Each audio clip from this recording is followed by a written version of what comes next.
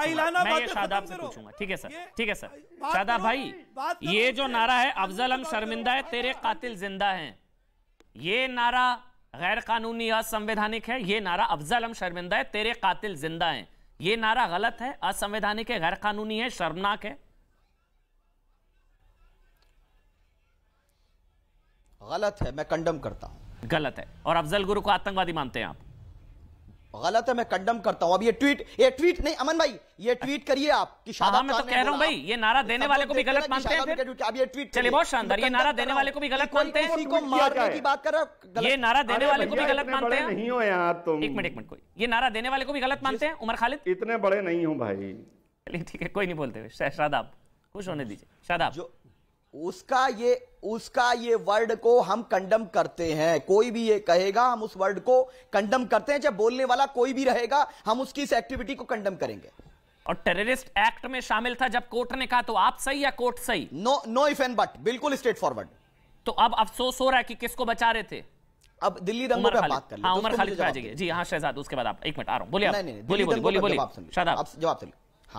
हाँ, दिल्ली दंगों से पहले 1.5 महीने से ज्यादा से पीसफुल प्रोटेस्ट चल रहा था, लेकिन अचानक कपिल मिश्रा धमकी भरे अंदाज में भीड़ को लेकर के आता है, पुलिस के सामने धमकी देता है और उसकी जांच तक नहीं होती, एफआईआर तक नहीं होती। गोली मारो सालों को जैसी बात कही थी, एक मिनिस्टर ने बुलवाई थी कि देश के गद्दारों को गोली मारो सालों को, उनकी जांच नहीं होती। गृह मंत्री ने कहा था कि ऐसा नारा लगाओ कि शाहीन बाग में मिनिस्टर ने बोली थी ये बात, मिनिस्टर ने बोली थी ये बात, मिनिस्टर ने बोली थी गोली मारो, बोली थी मैंने कहा मिनिस्टर ने कहा देश के गद्दारों को। ठीक है, तो जनता बोलती थी जूते मारो, जनता बोलती थी कुछ भी करो, जनता ने बोला है। कंडम नहीं किया। आपको गद्दारों से इतनी सहानुभूति क्यों है? बीजेपी के लोग। अरे भैया, अब तो शब्द वापस लीजिए। आपने बोला मिनिस्टर ने बोली, बीजेपी के लोग। आपने बोली मिनिस्टर ने बोली, मिनिस्टर ने नहीं बोली थी। पहले तो उस पर सॉरी बोलिए, मिनिस्टर ने नहीं बोला था।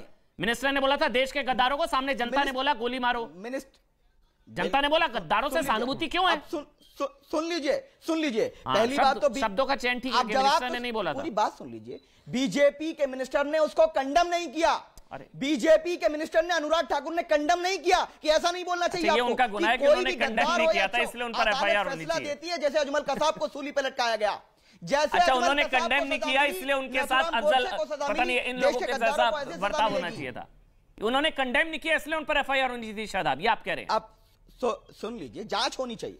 क्या जांच? कि कंडेम क्यों नहीं किया? कि उन्होंने भड़काऊ नारों का एक जन्म दिया। हो सकता है पहले बोला अपने कार्यकर्ताओं को, उन्हीं के कार्यकर्ता हो। जांच का विषय है क्या? आपके पास बोला नहीं बोला बताइए? नहीं बोला ना। जांच तो होनी चाहिए। आधार बात का आधार क्या है शादाब? कहां बोला उन्होंने? नहीं बोला, छोड़ दीजिए, मत जाइए, फंस जाइए। रैली में बोला गया नहीं? अरे नहीं बोला ना भाई, लोगों ने बोला है। अरे जनता ने बोला। गद्दारों से सहानुभूति है क्यों आपको?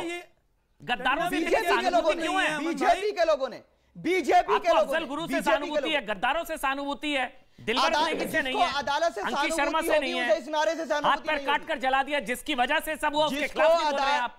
जिसको अदालत से सहानुभूति होगी वो इस नारे के खिलाफ है। उमर खालिद के खिलाफ बोलिए ना भाई। जानते हैं कि उमर खालिद अदालतों को बंद करके आपका आइडल है उमर खालिद। नहीं, आपको जो अच्छा नहीं लगा ठाई मार दीजिए आप। अमन भाई 10 सेकंड। एक मिनट सर, आ रहा हूँ। मेरा 10 सेकंड आप आ रहा हूँ, बोलेंगे उसके बाद आपके पास आ रहा हूँ सर।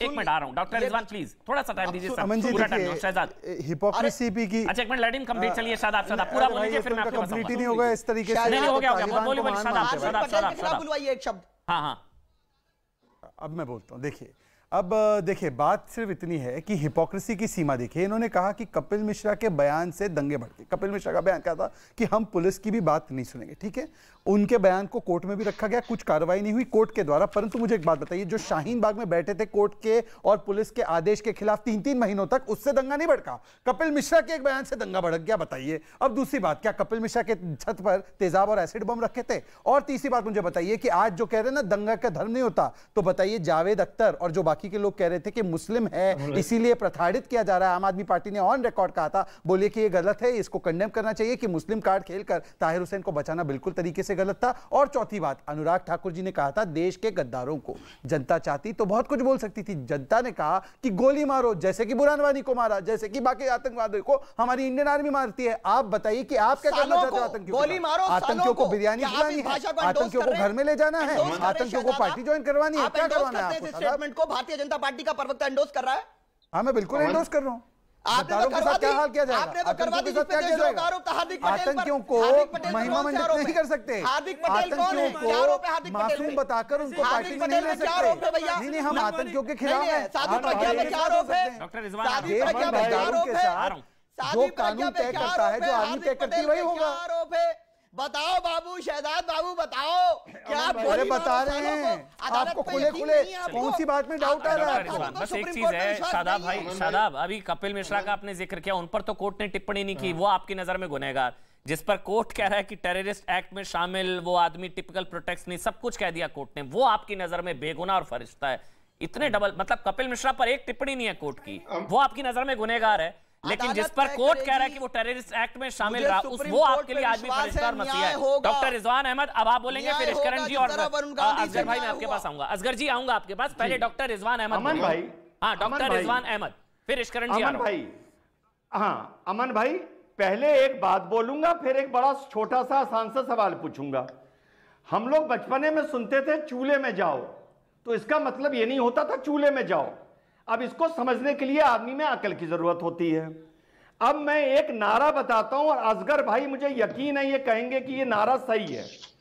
देश के गद्दारों को गोली मारो सालों को, हिंदू मुस्लिम या हो सिख ईसाई, मत छोड़ो इस बीमारी को।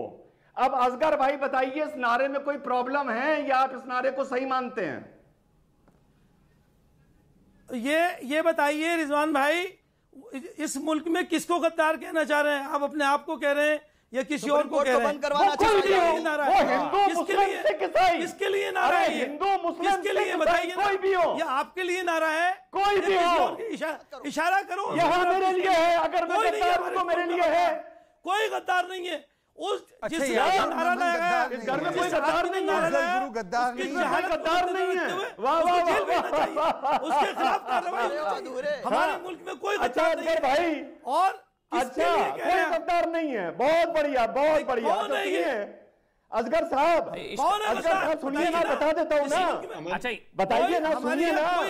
और अगर कोई गद्दार है, अगर सुनिए जल्दी से आप बोलिए। इश्करण अमन भाई, एक बात बोलना चाहता हूं। असगर भाई आऊंगा आपके पास, आऊंगा असगर भाई। क्योंकि ये बहुत इंपॉर्टेंट पार्ट है, कोर्ट ने रिकॉर्ड भी किया है, क्योंकि ये बार बार कपिल मिश्रा का नाम ले रहे हैं। कपिल मिश्रा क्या चाह रहे थे कि भीड़ हट जाए, तो कोर्ट ने ये भी नोट किया है अपने ऑर्डर में, पढ़ के बोल रहा हूं कि एक प्री मेडिटेटेड प्लान था इंटेंशनल ब्लॉकिंग ऑफ रोड से, ताकि इनकन्वीनियंस हो, डिसरप्शन ऑफ एसेंशियल सर्विस हो to the life of community in North East Delhi, thereby creating a panic and alarming situation. तो ये जाम करके वहां के लोगों को फ्रस्ट्रेट करके, पैनिक क्रिएट करके कि किसी भी तरह से दंगे हो जाएं, ये भी साजिश में कोर्ट ने सेकुलरिज्म के नाम पर उमर खालिद को तो बचाया जा रहा है, लेकिन सेकुलरिज्म के नाम पर और भी क्या हो रहा है देश में, एक बार तस्वीरें दिखा देते हैं।